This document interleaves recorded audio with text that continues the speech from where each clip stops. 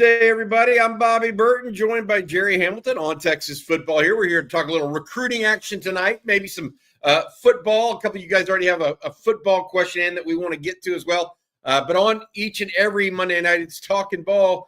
You guys get to tell us what you're interested in talking about, and we will go from there. I will say that tonight's episode brought to you by our friend Brett Robin, the orthopedic that cares about you. We'll talk about him also. A former Longhorn football player, as well as Brett Robin. We'll talk a little bit more about that. Jerry Hamilton, how you doing on St. Patty's Day? I've got my green hat on, Pinkerton's barbecue hat. What do you got on that's green, man?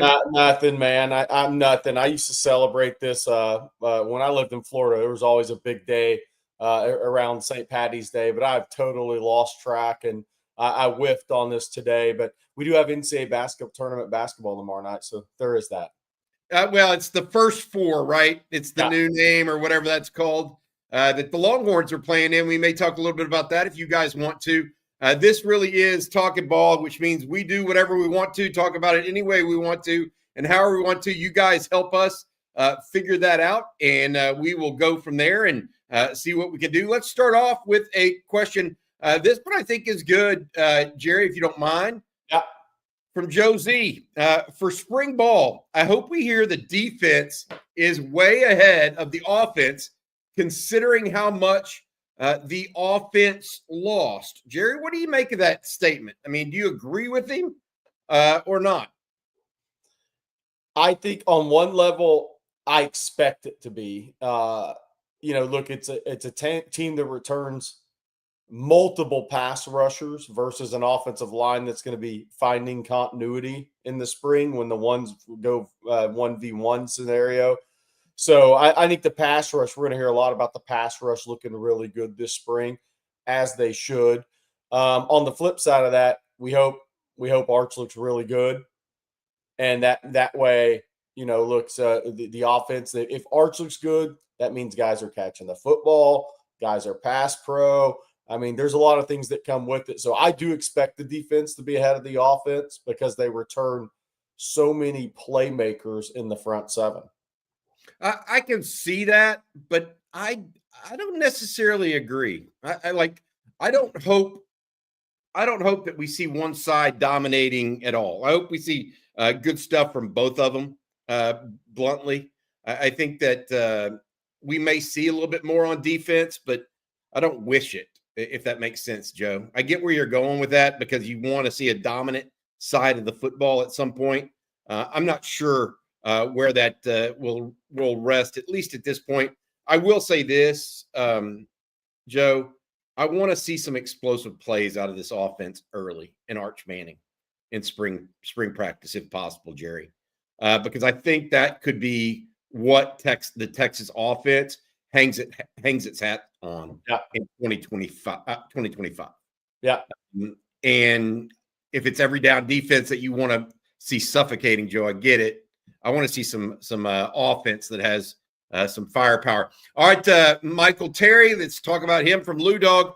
I'm interested in Michael Terry as an H-back. Jerry, you talked to someone pretty close to this situation, starting out at wide receiver, and then they'll go from there. Yeah, by the way, somebody asked in the chat, Florida's up on Texas 3-1, bottom of the fifth in softball right now. Texas had a couple of runners on top of the fifth, didn't get it in. And then right about to answer that, I want to ask a question to James Richards, our Georgia fan that comes in here. What are your expectations for Georgia next year? You've seen a lot of Georgia football. What are your expectations? Are you not going to answer the Michael Terry? I was just throwing that out there first. All right, we'll put that in the queue. Yeah, Michael Terry. I just want James to answer in the chat. Michael Terry, look, I don't know. I don't know where he's going to play. I don't think Texas does ultimately either. He's going to start the spring at wide receiver. So we'll see where it goes from there. I don't think it's a lock. He stays at receiver. I'm not saying he's not going to be a wideout. I think it's to be determined. And a lot of that's going to be where does his frame go? What kind of weight does he carry? I mean, it's one thing to say, oh, he's a big receiver. That's just on the surface. But a big receiver has to get in and out of breaks and create separation and beat press coverage There's a lot of things that go into it, so it's not just big wide receiver. That's not him. A big wide receiver is Ryan Wingo, is Jeremiah Smith. Michael Terry has played everywhere. He played mostly running back as a senior. He's played some wide out. He's played some safety. And he's played all over the place. And I think until we get well into this spring practice and even maybe into the summer, we're not really going to know. And I don't think Texas staff is either where he's going to settle at. But one thing about it is he's closing in on 6'3", 214 pounds, and hit 22 miles an hour on the GPS a couple weeks ago. That's what Texas wanted him in the class, and they would figure it out later. And I think that's exactly where we're at with it. Got it. So my take on this is I'm interested, Lou Dog, in it as well. So to Jerry's point, Texas doesn't know though, not yet, at least. They're starting him at wide receiver if he gets a hold of the offense. Which Jerry, there are some thoughts behind the scenes that pretty bright guy, and pretty adaptable. So that's a positive, Lou. It looks like it could end up happening in the way you want it to. The other part of it, and we mention this frequently with him, is he going to be physical enough to also be an H-back? Because that requires more physicality than being a wide receiver, right? And making that change in college football versus high school football is a little bit different. All right, I want to say thank you to our sponsor before we move on to that question. James, please get that question out or that answer out to Jerry about Georgia and their expectations this year. But before we do that, I want to say special thanks to Dr. Brett Robin at Austin Orthopedic Institute for sponsoring On Texas Football. Dr. Robin, a former Longhorn running back, knows what it takes to stay in the game, and he's here for athletes of all ages. Specializing in musculoskeletal health, Dr. Robin treats joint pain and injuries with a conservative approach first, but also offers advanced surgical options, including arthroscopic procedures, fracture management, and total joint replacements. With convenient offices in Austin, Georgetown, and Killeen, Dr. Robin is accepting new patients now. If you're looking for a top-notch orthopedic specialist, give Dr. Brett Robin a call, 512-856-1000, and get back to your active lifestyle and doing what you love. That's former Texas football player Brett Robin, the only he said he was the only teammate he had that he would let cut on him, Jerry. Rod Bader said, yeah.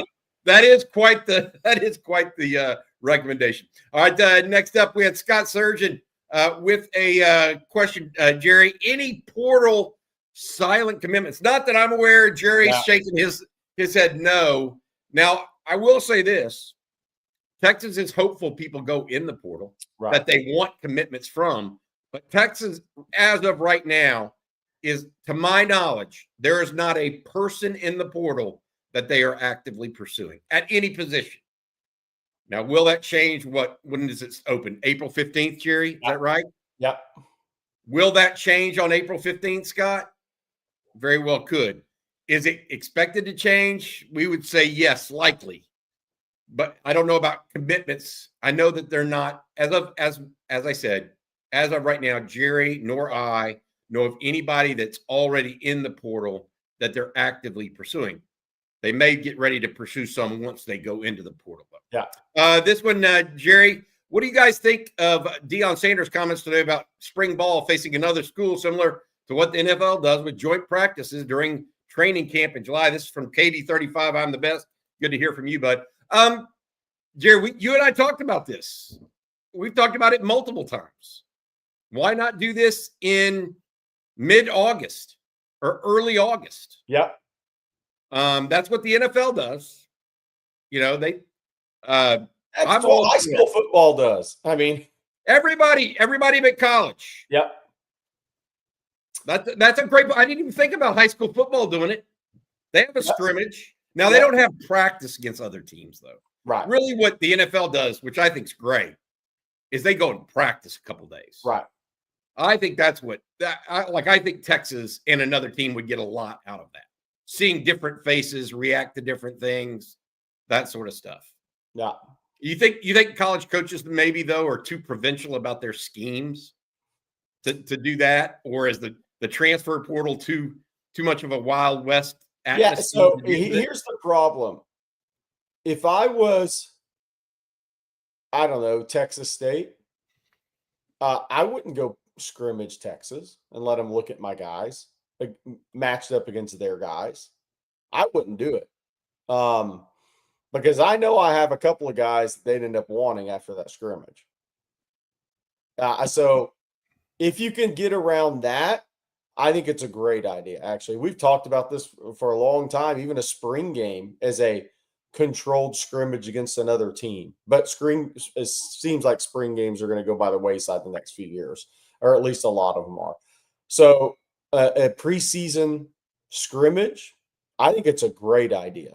I just don't know who would travel to play Texas. It wouldn't be weary if Texas ended up recruiting their best players.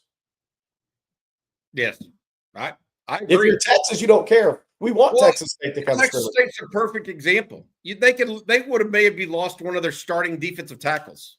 Yeah, if they would have done that to Texas this past offseason. And we'll see how it all ends up. But I would love for more.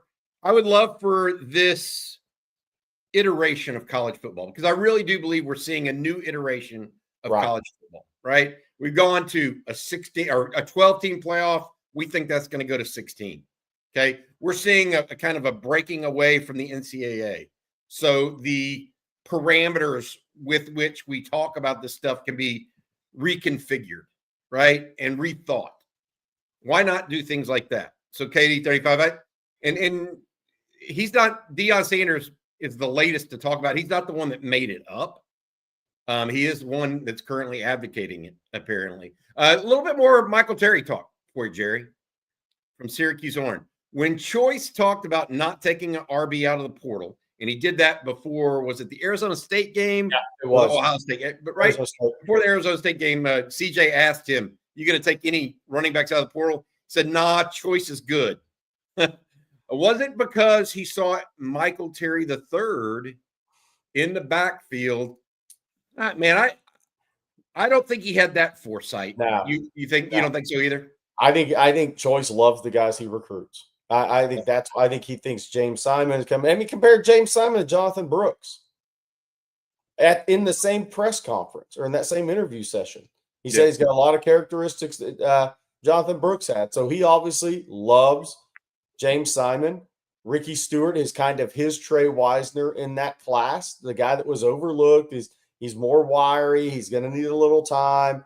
Trey Wisner was overlooked, 1,000-yard rusher. I think Choice just loves his guys and really loved the two guys that missed this past season, in Baxter and Christian Clark. And so I think it's more that he just loved his guys and he thought he had a really good room. Now, does that mean Michael Terry is not going to get some time? No, not at all. Especially with CJ Donaldson at West Virginia.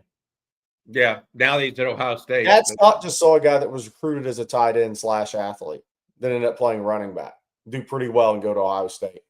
It might help Michael Terry more so that Chad Scott's here now in that regard. Could be. I mean, because he's, to your point, he's tinkered that way before.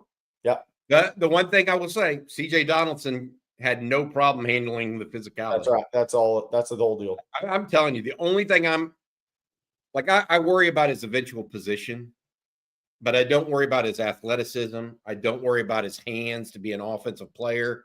The only thing that I think whether or not Michael Terry's going to hit or not are two things: finding the right position and physicality.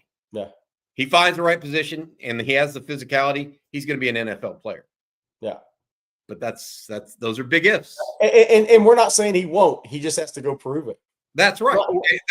It's up for him. It's up to him and the coaches. By the way, so James Richards asked Texas did cancel their spring game. So here was his answer on Georgia real quick before we go to our next question. I asked James Richards, who's a great dude, the Georgia fan that comes in these chats. I asked him, what is Georgia's worry going into the season? What's his worry? Quarterback questions, receivers have been upgraded. DL is going to be a challenge. DB should be set. The DL is going to be a challenge I think is probably what I've heard most from Georgia fans. because Michael Williams, Warren Brinson, Nazir Stackhouse, they lost a lot of experience interior guys there. They're going to need Christian Miller to be an all like SEC level player for them this year, I think. So they got good young players, obviously, but can you continue to run a D lineman they've had for a 5-6 year period? That's the question. I think Georgia fans are kind of wondering. Here, if that's their weakness, then I would say they're probably going to be okay. I mean, I'll be honest, because I think they've recruited well enough that pipeline's going to be there. I think it's quarterback. Yeah. And I'm just telling you, that's from, 2,000 miles away or 1,000 miles away, whatever it is. They have a quarterback, they're going to be okay. They don't have a quarterback, it gets iffy. But I think overall, their talent level, when Texas played them last year, look, they were just talented. Yes. They weren't, other than receiver, which looked like, misfits at times at Georgia a year ago, they had talent everywhere else on the field with the exception of wide receiver and at one point quarterback. Yeah. Everywhere else you looked, running back, tight ends, offensive line, defensive backs, linebackers. Georgia's similar to Texas in one regard. They're replacing 4 starting offensive linemen. Yeah. So they got this. The spring's going to be big for Georgia, Stacy Searles and Bobo kind of figuring out that offensive line and that continuity because both teams lost 4 starters on the OL. And by the way, Georgia's 2 were the best athletes on the interior offensive line at the NFL Combine, Wilson and Ratledge. Those guys put up phenomenal testing numbers. A lot of people. Who's Georgia's running back this year? Nate Frazier is going to be a sophomore, and I think he's better than all. A long-term better than Etienne and all those guys. Nate Frazier's a stud. All right, this one from Josie. Next question, what do we need in the portal for y'all to feel real comfortable for Texas to make the playoffs again? Good question. I don't know that I'm – to make the playoffs now with 12 teams, a maximum of 3 losses, right? Well, if Sark says tight end's his second most important position on the offense, then they got to get a guy in the portal because the one area where you could get in trouble is if Jordan Washington went down the injury. Then you're really green at that position. Then you may be relying on true freshmen as much as anything in the pass catcher part of the tight end position. That gets a little green. Even though Jordan Washington hasn't caught a pass in a game for Texas, he's still been there for a year. And he's advanced himself physically. He understands the scheme. He's been coached up for a year, and he showed a lot. He showed enough promise that Jeff Banks called him a future star during a redshirt year. That says a lot for what Texas feels like this guy can be. So I think tight end is, and I'm not saying the guys there can't play, but what I am saying from an experience standpoint, that might be the one position I look at and say, if they had an injury to a starter, they might have to change what they do a little bit at that point, or you're going to be relying on true freshmen in the passing game. Josh Manning, how's Brad Spence looking in workouts, and is he expected to bring a pass rush off the line of scrimmage? Got to be honest, I have not heard much about Brad Spence and how he's looking in workouts at this point. That's not been a name that's been attached, and we've talked much about Jerry. We'll see what comes of that in the spring. They start practice next Tuesday, a week from tomorrow. Hopefully he's out there and get a chance. But I have not heard much about him other than what we saw in around the actual January timeframe when he joined the team for bowl workouts. Yeah. Yeah. Other thing, he is expected to help the pass rush. No There's doubt. no doubt about that. He's a big time player. 4.5 sacks for Arkansas as a sophomore.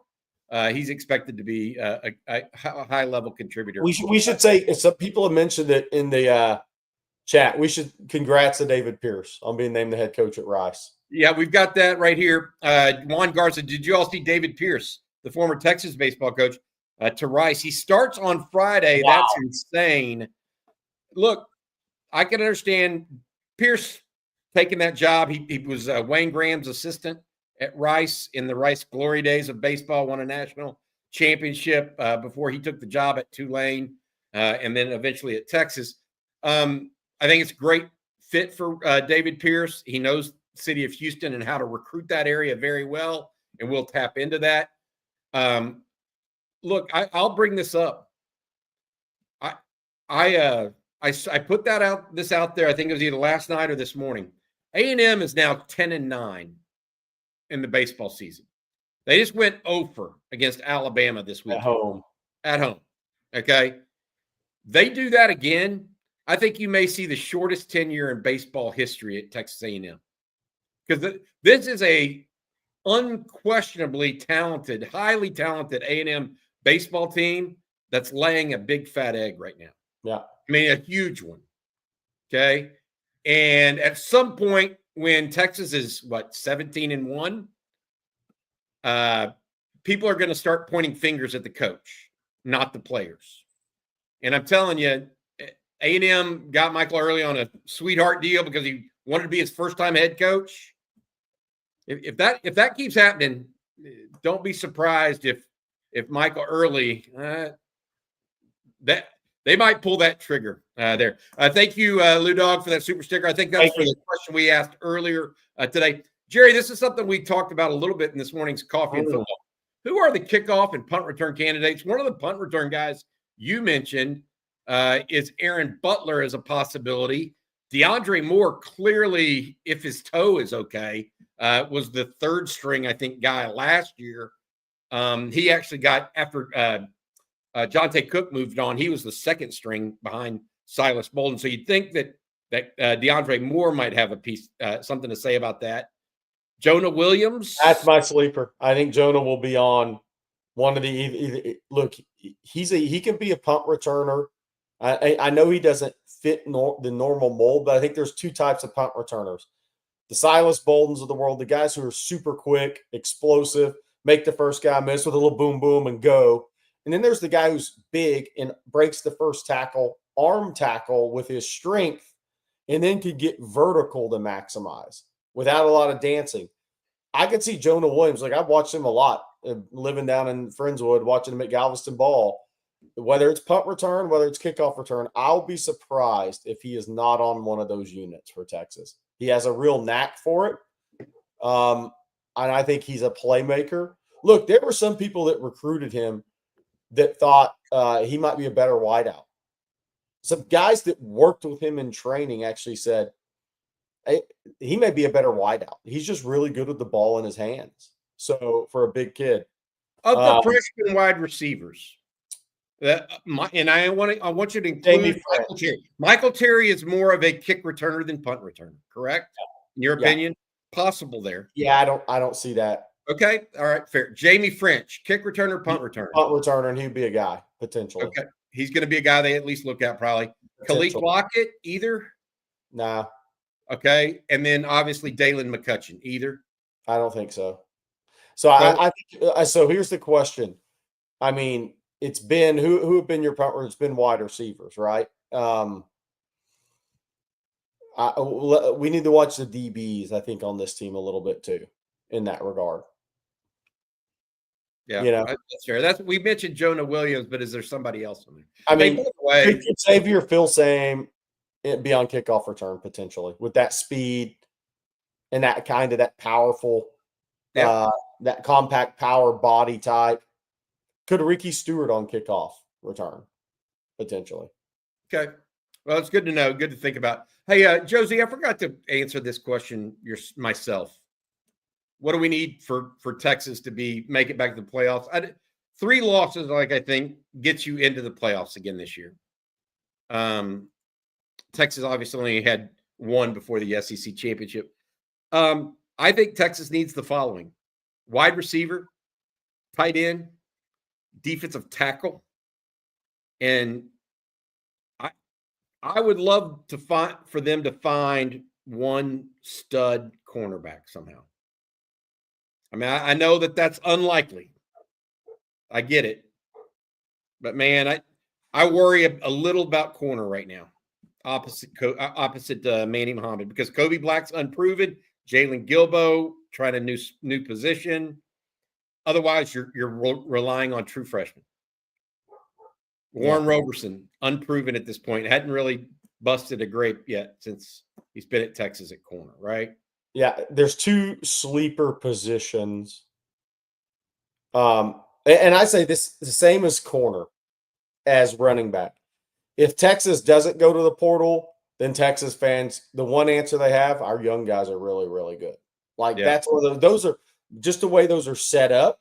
If Texas doesn't go to the portal, that means Texas really likes their young guys, because I look at it more of is a third corner. That means, oh, yeah, Kobe Black's going to be ready. Oh, Santana Wilson, maybe he's ready. Oh, maybe even it's Cade Phillips that's coming in and having a Manny Muhammad like spring. Running back, same thing. Oh, James Simon's going to be a dude. We don't really need to go to the portal. We just got to get our other guys healthy. That's the way I look at that. The other sleeper is kicker, depending on what they see from Stone and Auburn this spring. Didn't even think about that one. You may be right. I don't necessarily think they have to have that to go to the playoffs, though. No. I do think they have to have a wide receiver. Yeah. And I'm you know what I think they need? I think they need a couple of draft picks. They need a couple of one-year rentals that are going to be high-level guys. Yeah. And that's what the wide receiver One of them at wide receiver and one of them somewhere else. Yeah. I know this can sound trite because they don't exist. You can't just, get them off a tree. They don't fall from trees. But everybody's talking about Matthew Golden and Isaiah Bond, but go find an Andrew Makuba that's a third-round pick in your secondary and add him. Now we're talking, right, Jerry? Then you're starting to see a group of guys again that might send 10 plus to the NFL Combine. You grab 2 more like that out of the transfer portal. All right, hey, before we get going, we got a couple more questions. Justin Yarborough's got a super chat we're going to get to. I want to say thank you to Ernie.com. That's a new March Madness game that we're playing here at On Texas Football. It is the Ernie Tourney, the first ever intercollegiate bracket challenge. I think you've got the best bracket. Prove it against OU, A&M, and the entire SEC. The school with the most points takes home the Ernie Cup, and the highest scoring bracket, that means individual, wins $5,000. Texas fans, this is your chance to show your knowledge or showcase it. Don't let OU or A&M or anyone else take the crown. Rep your school and bring the Ernie Cup home. Download the Ernie Sports app or go to Ernie.com to enter now. Again, that's Ernie.com. Download and play the bracket up until Thursday morning. It stays available. Ernie.com. Thank you for your sponsorship this week of On Texas Football. We look forward to seeing what they can do, and Texas fans participating in that alongside Jerry, myself, and others. All right, Justin Yarbrough here. Let me throw my basketball in for the board then coming off that. 2 questions. Who's your pick for the national champion if you're filling out brackets? Who's your first round upset you like for the chat? I'm going with Duke. National. I don't have an upset in the first round. I don't have one. There's probably going to be like what is it? The 6 versus 11 that the 11s have won just about as many as the 6s throughout the history of the tournament. Is that the number? The crazy thing in this tournament, yes. Crazy thing in this tournament is because there's so many SEC teams, they have some unbelievable first-round matchups, like Mississippi State playing Scott Drew and Baylor, former national champ, obviously. But Gonzaga and Georgia, James Richards, I mean, welcome to the tournament. Now you get Gonzaga. Oklahoma gets UConn.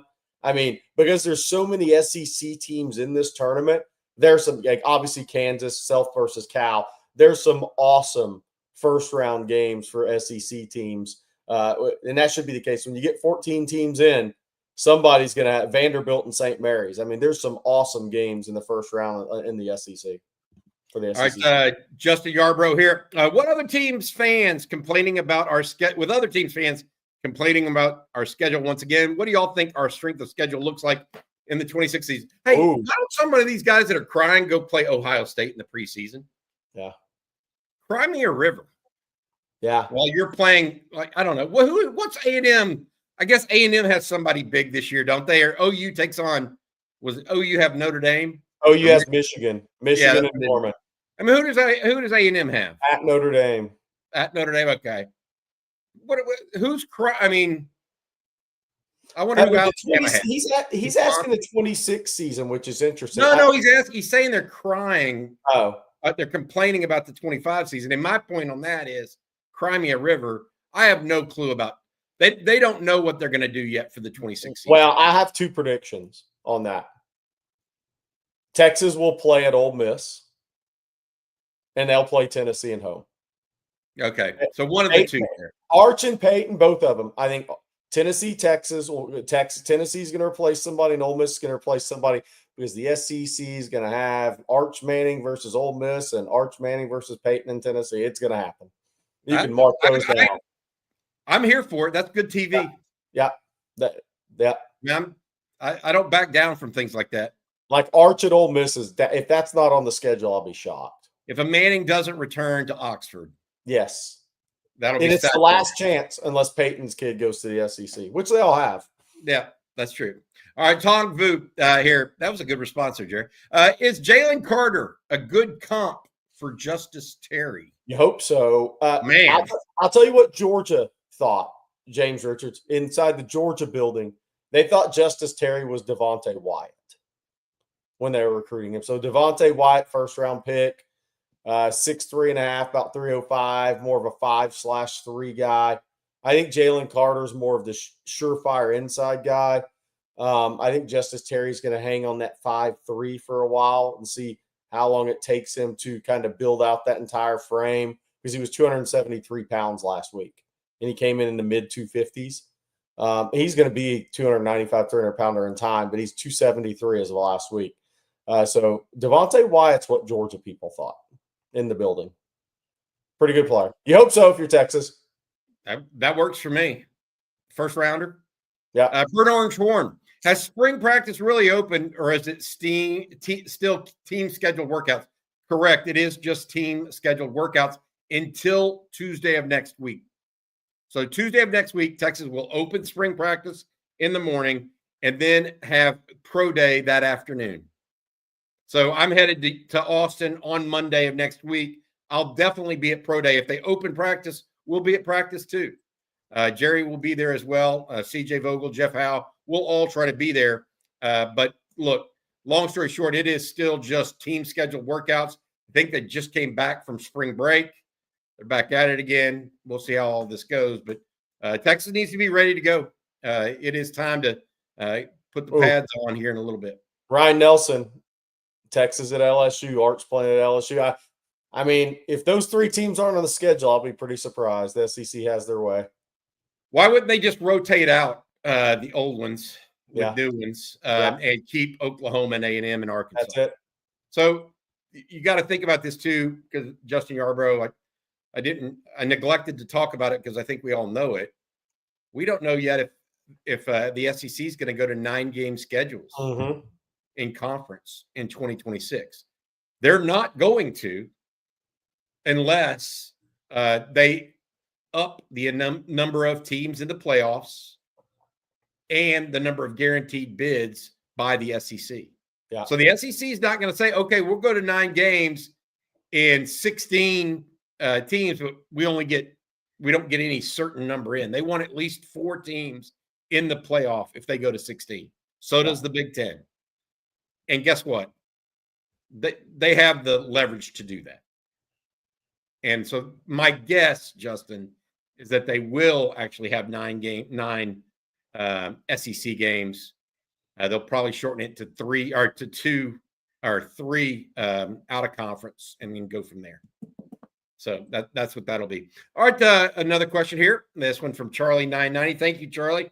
Do you think Texas benefits from the heat during the summer early season, or does it shorten how long the guys can work during training camp? Man, I think it's a big benefit when a Notre Dame, San Jose State comes to town. I mean, give me a break. Oh yeah, when those guys from north of the Mason-Dixon come down to Texas and play a 2:00 game, and it's 1:30 on the turf, and their cleats are starting to melt, I think it's a big benefit because they think they know hot until they felt DKR at 2:00 in the afternoon. Yeah, I mean it can be stifling in late August, early September. So I absolutely think it's a big help. Yeah, as I think you do too, right, Jerry? I mean, no doubt. No doubt. Yeah, I agree with that. All right. Hey, Jerry, some other thoughts that we have, I guess, about this as we talk about Texas and football this year. We didn't get many recruiting questions. Okay. The question that I have for you is, as it relates to recruiting, we've seen Jamion Winfield go to USC. That's the defensive tackle out of the Dallas area. We've seen some crystal balls go in for guys like Jalen Lott elsewhere. Do you think that some of these are just early commitments that may come back around to Texas? And I say this because earlier today, one of A&M's commitments, the second one in a week, I think, officially decommitted from Texas, or decommitted from Texas A&M and went elsewhere. Yeah. Do you think that's kind of what I'm talking about and what I've been talking about, where they're just some guys are making these transactional quick decisions and it makes no sense? Yeah. So I think there's a few layers to this. It's interesting. All the, people that put picks in, nobody put the pick in for Winfield to USC, maybe until day of, a couple hours before. Right.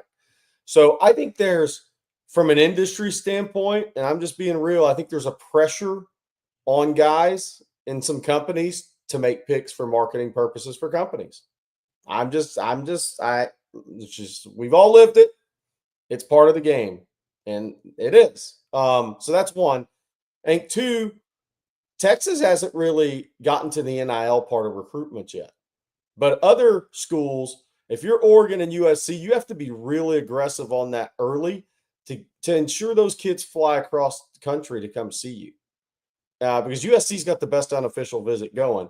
And when you put NIL on top of it, I mean, it's no different. USC's doing this year what they did last year. Remember, Justice Terry and Isaiah Gibson out of Georgia were both committed to USC. They didn't sign either one of those 5 stars. But USC's got to make their play early and then hold on for dear life and hope they have a better season than last year, by the way. But, like with Isaiah Gibson and Justice Terry, when those guys committed, even though Texas was trying to recruit those guys, making headway, you made a couple of calls to people in Georgia that maybe you worked with a long time, and they were like, neither one of those guys is actually signing with USC. I mean, so there's different layers to all of it. And I think, look, I mean, there's going to be some the thing about recruiting that's never going to change is the long way away sounds great right now. And parents are okay with it right now. But as it gets closer to December or decision time, a lot of those parents are like, all right, now let's go sit down and talk about this. They kind of let their kid they want their kid to be a kid and go through the process. But then when it gets time to cut in time, all right, we got to talk about this a little bit more. So I think there's a lot of layers to it. The schools far away show up early on a lot of kids. Maybe it was the dream school for a kid.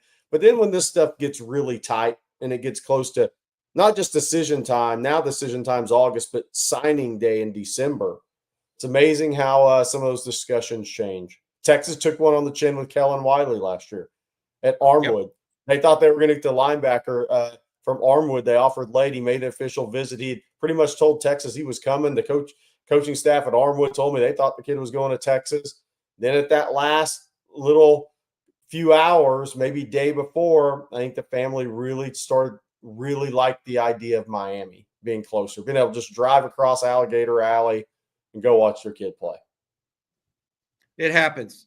Yeah. I think that John Mills last year, that got Texas on John Mills. Yeah. Closer at Washington from San Francisco than Texas. Yeah. Fair enough. I was just looking at A&M right now. I think they have 8 commitments, roughly 7 or 8. Most of those, I think all but one from out of state, Jerry. Yeah. That's what I mean about that's really hard to keep. You have 8 commitments and all but one of them are from out of state. Yeah. A&M's not, I don't know. The other thing it does, the other thing is when you're aggressive early in NIL and you get those kids to jump on with a significant NIL offer, you just put an X on your back. Everybody knows what they have to do. I mean, so it's pretty interesting. Those guys almost set the table or set the NIL price early on. And you know what? Maybe there's some agents that want that to be done. So then later on in the process, that's used as leverage. There's that layer of it too, right, Bobby? Nowadays in NIL. Yeah. A lot of it. Freelance Society. Who's going to have a better defensive front versus Texas? OU, Ohio State, Great Georgia, question. A&M. I don't think it's A&M. They lost too much. I don't think it's Ohio State. I think they lost too much. Georgia. I wouldn't be. I think OU's going to have a hell of a defensive front this year. Yeah, I mean, I really do. Jackson's going to be a really good returning sophomore, an NFL player. Dominic Williams. They lost Downs, who was a really good player, but they have good players in their defensive front seven for sure. They do. I mean, they got really good players. Yeah. I thought they had a good front last year. Yeah. Now Georgia may be the most talented, but they're a little younger. Yeah. Right. I mean, isn't that the Georgia's going to need Christian Miller to be like a first, second round pick level guy, I think, for them next year. They need a couple of guys like that to really who Christian Miller played really well as a redshirt sophomore. And I guess there were some Georgia fans at one point thought he might go pro, but they're going to need they're going to need him and somebody else to really be a high level player for them. And I think they have talent, guys. I think they have a lot of talented guys. And then as any of those young kids going to come right behind it to build their depth. I think it'll be interesting to see. Oklahoma, Ed B asked about Oklahoma's linebackers. They lost Stutzman, but the kid from Crandall, Shmugo, he's really good. The kid from Carthage is really good. Yeah. I mean, they're good. They got to replace Billy Bowman. Yeah, that'll be a big one for them. KD35, this is one final recruiting question for us tonight. Jerry, what's the word on Jamarian Carlton, the young man out of Temple, a defensive end? I hear from another site they don't expect him in the class. He's one of the best in Texas. We haven't expected him. Look, I think he's a talented kid as far as the measurables go. I think he has a lot of upside. I've thought with the early rankings, maybe that was high for him, in my opinion. I rank him more from the 150 to 300 range in the country, more so. So if Texas agrees with that, and it's obvious they're kind of thinking that, then Trenton Henderson at Pensacola Catholic, Luke Waffle at the Hun School, they're going to take big swings on some of those. Titan Davis. Kamari Brooks. He's supposed to visit. Brooks officially visit. They're going to take some big old swings at these guys, and then we'll see what happens. One of these kids from North Carolina as well. If you go to On Texas Football, you can look up a recruiting list of who we think are legitimate prospects for Texas. Go to ontexasfootball.com, click on recruiting 2026.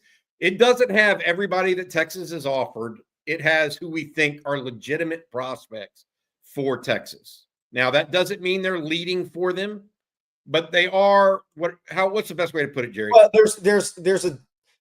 throughout this cycle, there's probably been, I don't know, I haven't counted up, 150 kids offered, but that number is condensed because a lot of those kids were offered as sophomores and they didn't really see the continued trajectory that Texas wanted. So a lot of those kids have fallen by the wayside.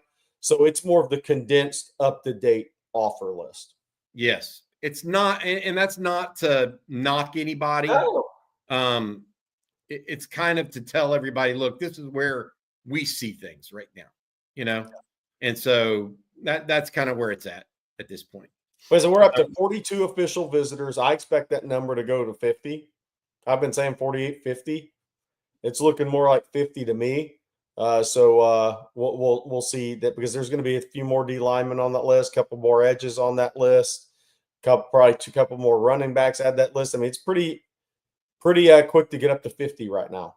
You were saying yesterday or this morning, I think it was 43 official visitors. 42 right now. 42, and only 15 are in state. Yeah, 27 out of state. So in-state guys are going to be added, whether that's Donovan Webbs, Aaron Bradshaw, some of those guys in time. Once running back, now that these new staff members have their feet wet, Mark Orfe at corner, I think there's going to be more in-state guys added. Also, last year there were only 41 official visitors in June for Texas. They're already over that number scheduled right now, and it's going to go higher. James Richard, will Texas football be in Athens this year? You bet your Yes. butt. Yeah, this is a good travel year for Texas football. Athens, Gainesville, Lexington. Going to make a trip to Vegas. Starkville is going to be there. Going to be in Dallas as well, Jerry. Should be going to be start the year in Columbus, Ohio. So we're going to have a good travel year for Texas football. That's pretty strong. Hey, before we let you guys go, we want to remind you about our Talking Ball being brought to you by each and every Monday night. Dr. Brett Robin at Austin Orthopedic Institute. He sponsors On Texas Football. Dr. Robin, the former Longhorn running back, knows what it takes to stay in the game, and he's here for athletes of all ages, specializing in musculoskeletal health. Dr. Robin treats joint pain and injuries with a conservative approach first, but also offers advanced surgical options, including arthroscopic procedures, fracture management, and total joint replacement. With convenient offices in Austin, Georgetown, and Killeen, Dr. Robin is accepting new patients now. If you're looking for a top-notch orthopedic, give Dr. Robin a call, 512-856-1000, and get back to your active lifestyle as soon as possible. Dr. Robin, former Longhorn running back, now making his name as a orthopedic specialist in the Central Texas area. Softball went final. Florida got the final game from Texas. Texas wins the series. So now 28-2 on the season. Yep. There you go. All right. And somebody say there's no airport in Starkville. No, there's not. I've flown into Columbus, Mississippi before to get to Starkville. So I know the pain. There's probably a commuter jet somewhere near there, or like a private jet place that you can fly into Starkville, but flew into Columbus, Mississippi to go to a Mississippi State game once. All right, Jerry, that's going to do it. Anything else you have before we let folks go? I want to say this, and this may be something we bring up next week.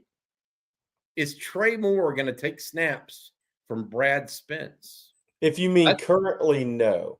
Currently, no. But I'm just telling you, long term, is that a duplication at position?